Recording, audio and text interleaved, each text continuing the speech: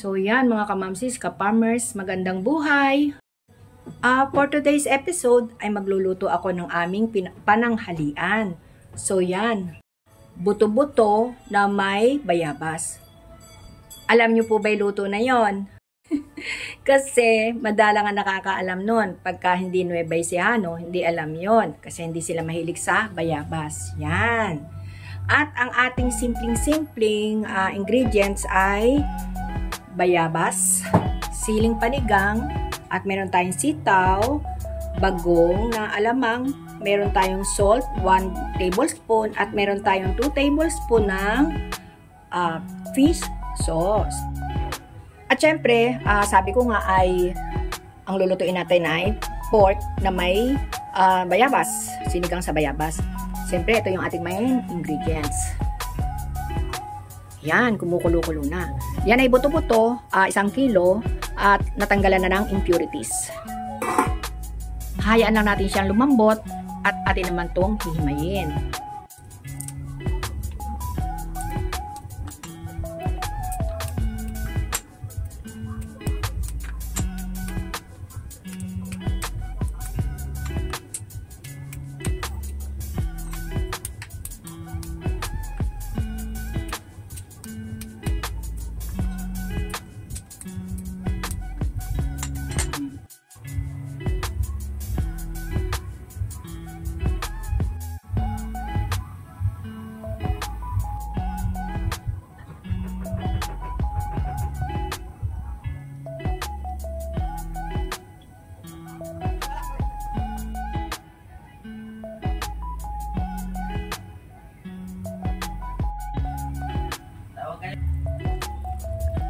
So yan, sakto-sakto lang para ilagay naman natin ang ating pang-asim na bayabas.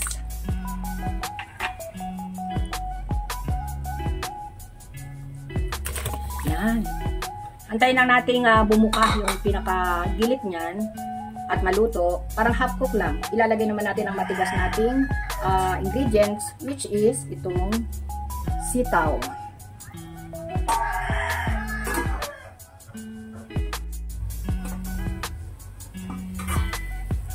Yan. At this point, pwede na nating ilagay ang ating matigas na ingredients, which is sitaw. Okay. At lalagyan na rin natin siya ng sili. Yan. Biniyak ko para malasa. At yung isa, biyak na yon. And lalagyan natin ng konting asin. Konti lang muna. At lalagyan na rin natin ng konting pampalasa na fish sauce. Op. Kasi maglalagay pa rin tayo dito ng ito yung alamang. Kaya tansya-tansya muna. Okay? At ating muling tatakpan. Antayin lang natin medyo mahapdan yung ating sitaw. Yan, kumukulo na at ating hahaluin.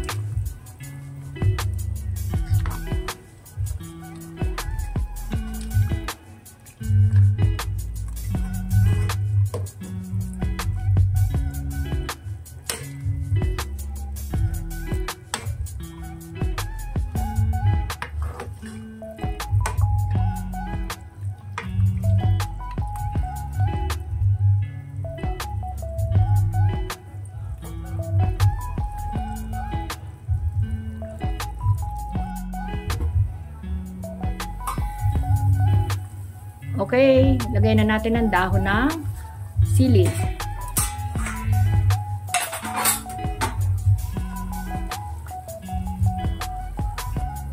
Okay, sandali-sandali lang po yan.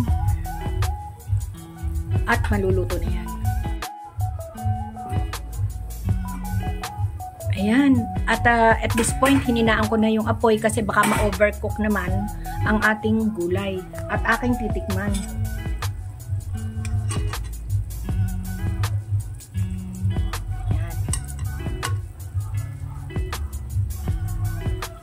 Mainit.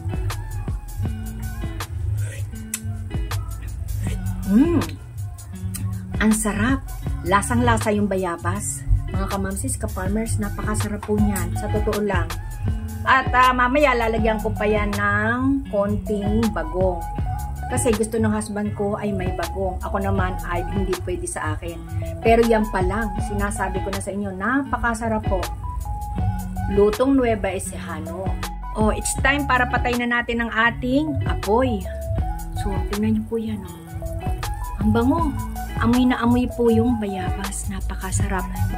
Yung sitaw na yan, saktong-sakto lang po ang pagkakaluto. So, patay na natin ang ating apoy. At magpe-plating na po tayo. So, yun. At sabaw pa more. Oh, look at that. Napakasarap po niyan. Sinigang na baboy sa bayabas. May kasama sitaw at dahon ng sili.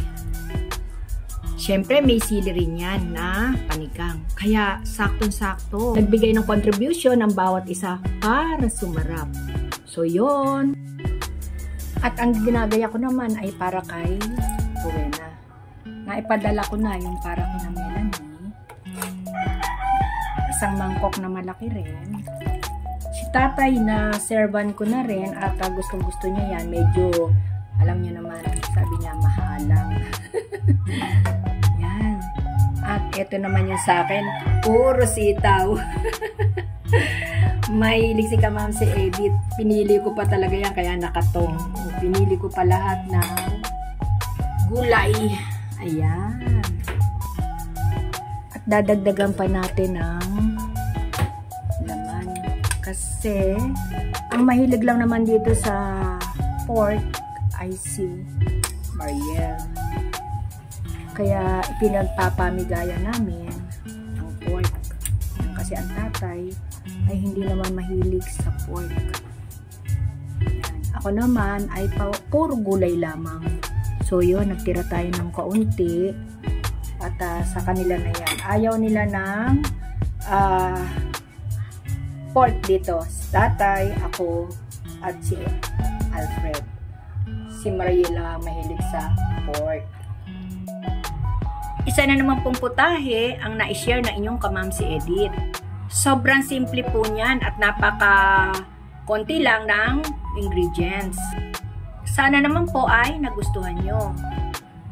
Doon sa mga hindi pa ho nagsusubscribe at napanood ang aking video, please naman, pa-subscribe naman o. Sige na o.